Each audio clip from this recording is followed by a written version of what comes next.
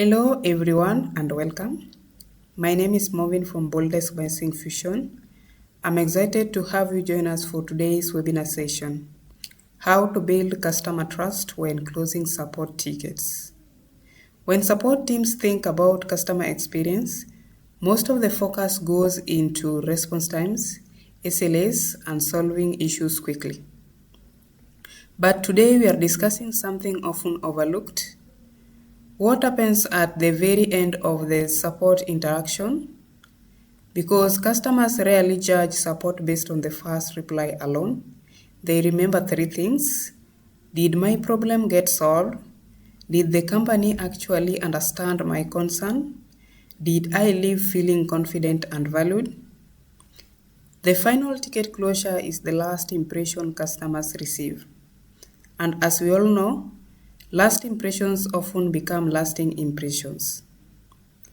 Today we'll explore practical ways to solve tickets that increase confidence, improve satisfaction, and strengthen long-term customer trust. Along the way, we'll look at how support teams can use capabilities inside BoldDesk, such as ticket histories, canned responses, automation, and satisfaction surveys, along with the workflow tools to create a consistent trust-building process. So let's start by understanding why ticket closure has a bigger impact than you may think. Many organizations view closure as an administrative step. The ticket is solved, status is changed to closed, and then they move to the next ticket. But from a customer's perspective, closure is much more important. Imagine this situation. A customer reports a billing discrepancy. An agent fixes the issue and simply responds, "This has been resolved," closing the ticket. Technically, it's correct, but how does the customer feel? Questions remain. What was wrong? What changed? Will it happen again? What should I do if it returns? Even when the issue is resolved, uncertainty remains. Trust is created when the customers feel informed, respected, and reassured. The goal isn't just resolution, the goal is confidence. So before we move further, I'd like to hear from everyone by responding to this quick poll, which will as well be posted in the chat. What is the most common reason customers reopen tickets in your organizations? Is it because the issue wasn't fully resolved? Customers didn't understand the resolution? Additional questions surfaced later? Or is it because you actively don't track reopen reasons? That's a great snapshot of what many support teams experience. What's interesting is that even when issues are technically resolved, customers often come back because they still have unanswered questions. That brings us to the next topic, where we're going to see the elements that create customer trust after resolution. But before we talk about how to build trust, let's first understand where trust tends to break down. Most customers don't reopen tickets because they enjoy contacting support. They reopen tickets because something is still unclear, unresolved, or uncertain from their perspective. This is why ticket closure isn't just an operational task, it's a communication moment. So let's see a quick trust equation, which includes the resolution, clarity, transparency, and confidence. To introduce a simple framework, trust after a support interaction comes from four things. The first one is about the resolution, where the issue actually gets solved.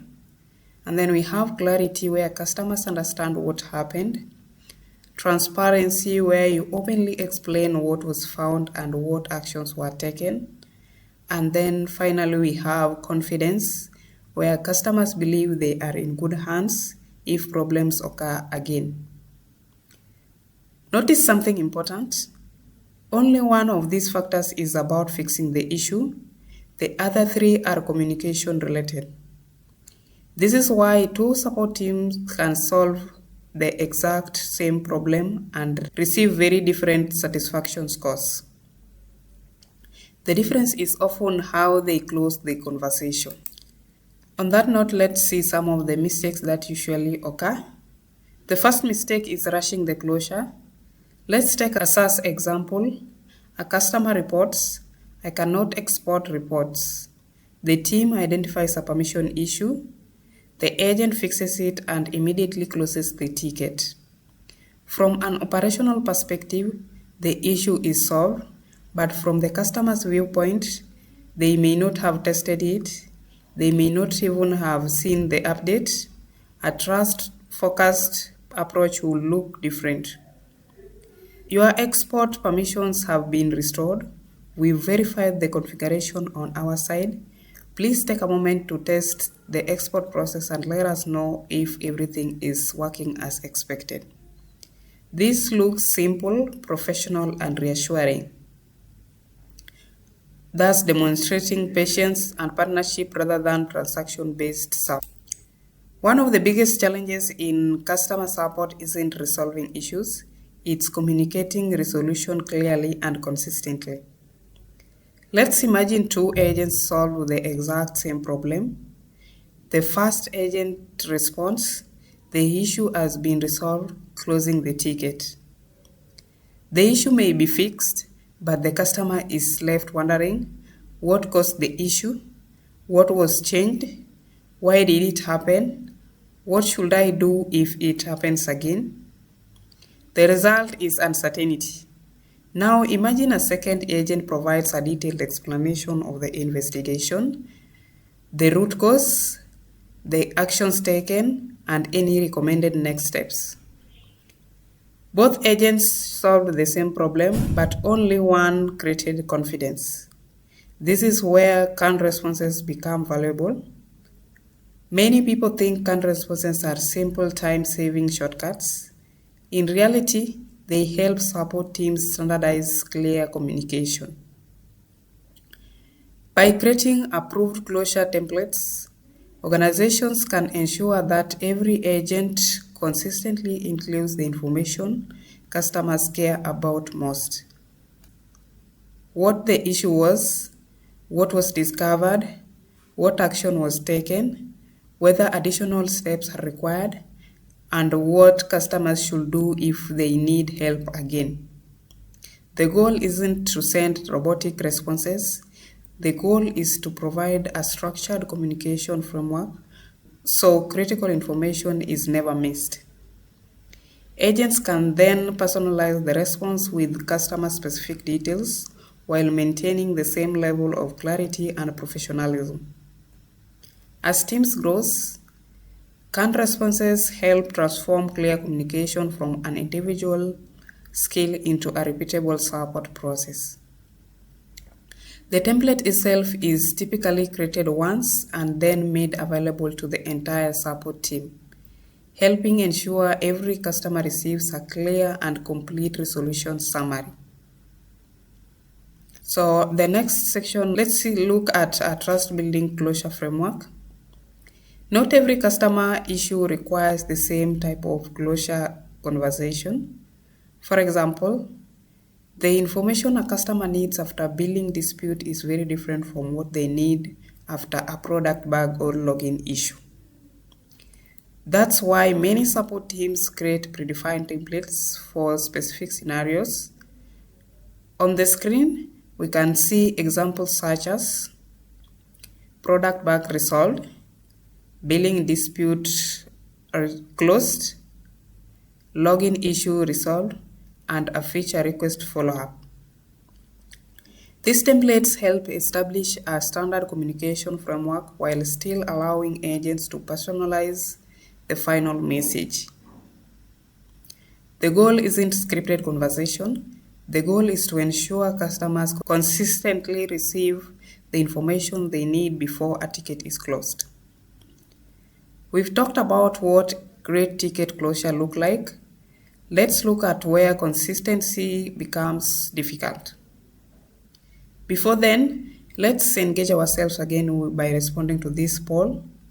Which part of the ticket closure is the hardest to maintain consistently across support teams? Is it writing clear resolution summaries, following a standard closure processes, performing follow-up actions, or is it maintaining a consistent customer tone? These responses highlight something many organizations experience as they scale. Building customer trust shouldn't depend on individual habits alone. It should be supported by repeatable processes that make great customer experiences easier to deliver consistently. Next, let's see how to scale trust across large teams. One common mistake support teams make is treating every ticket closure the same. When we look at the ticket record, we can see categories such as login and authentication, billing, product bug, and integration issues.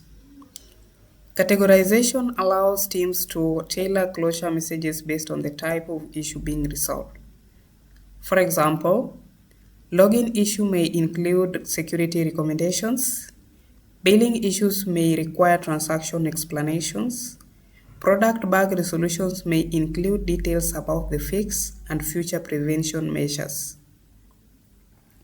Rather than sending generic responses, categorization helps create more relevant and meaningful closure experiences for customers. So let's look at some of the use cases, starting with a practical example where a customer experiences login failures for several weeks. Trust is already damaged. The agent discovers an identity provider synchronization issue. Many support teams will stop there, but a trust-focused closure would include what was discovered, why it happened, what was fixed, what prevention measures were taken. For example, we identified synchronization issue between your identity provider and user directory. The synchronization service has been restarted and the account mappings were refreshed. We have also added monitoring to alert our team if similar behavior occurs. Notice the difference. The customer gains confidence not just in today's fix but in tomorrow's reliability. In this example, the ticket has been categorized as a login and authentication issue. Because the issue has already been classified, agents can follow a closure approach designed specifically for authentication-related incidents. This might include explaining what caused the issue, what corrective actions were taken, and any recommendations for preventing similar issues in the future. Categorization helps ensure customers receive guidance that is relevant to their specific situation instead of a one-size-fits-all responses. Let's look at the next use case about the e-commerce support team. A customer contacts support because an order was delayed.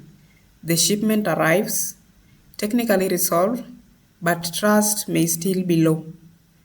A stronger closure could say, we confirmed your package was delayed due to a carrier routing issue. Shipping tracking now indicates successful delivery. We understand how important timely delivery is and have documented the carrier issue for review with our fulfillment team. This demonstrates ownership. As ticket volumes increase, agents can easily miss important closure steps. To address this, many teams use macros to standardize routine closure activities. On the screen, we are executing a closure macro that has already been configured to perform several actions at once. For example, it may insert a closure summary structure, apply relevant tags, update the ticket status, assign a category, and initiate a follow-up process. Instead of relying on memory, agents can consistently follow the same trust-building process while reducing the manual effort. Trust grows when customers feel the company takes responsibility rather than simply closing tickets after events resolve themselves. Now let's look at how to build trust through follow-up. Resolving an issue is important, but reassuring the customer afterward can be equally valuable. Consider a customer who experienced a recurring login failure, a service interruption, and a failed integration. Even after resolution, uncertainty may remain. This is where workflow automation and triggers can support a better customer experience. Teams can configure post-resolution workflows that automatically send a follow-up message after a defined period, request confirmation that the issue remains resolved, share helpful resources, and encourage customers to ask additional questions. Here we are looking at a simple workflow automation rule. The rule follows a straightforward logic where you see the ticket status will be moved to solved. It will send a follow-up email when the delay occurs after 48 hours. Once the ticket is marked as solved, the follow-up process happens automatically. The customer receives a check-in message, additional resources if needed, and an opportunity to confirm that everything is still working as expected. These proactive touchpoints reinforce confidence and demonstrate commitment beyond simply closing the ticket. Finally, let's see how to measure trust after closure. How do we know if our closure strategy is working? It's simply by measuring it. We don't rely on assumptions. The review process looks like the customer satisfaction surveys, which helps teams understand how customers felt about their interaction after resolution. We also have reopen tickets, where frequent reopening often indicates customers left without confidence. Then we have the repeat contacts, where customers get to understand if they need to contact support again for the same issue. Finally, we have survey comments, which reveal communication gaps more clearly than numerical ratings. Trust leaves measurable signals. The organizations that study them improve faster. Before we wrap up, let's look at some of the key takeaways. Trust cannot depend solely on individual agents. The most successful support organizations build trust into their processes by standardizing communication and delivering consistent messaging with canned responses, tailoring resolutions through ticket categorization, reinforcing best practices using macros, and creating proactive customer touchpoints through workflow automation and triggers. When these practices become part of daily operations, every ticket closure becomes an opportunity to strengthen customer confidence and loyalty. Thank you all for attending this session till the end. I hope the strategies and examples we discussed today provide practical ideas you can apply within your support teams to create better customer experiences and stronger long-term relationships. I'd also like to extend a special thank you to Kata for helping facilitate our interactive poll sessions and keeping the audience engaged throughout the webinar. And of course, thank you to everyone who contributed your insights and feedback during those polls. Your participation made today's session much more valuable and interactive. I'll now open the floor for Q&A sessions.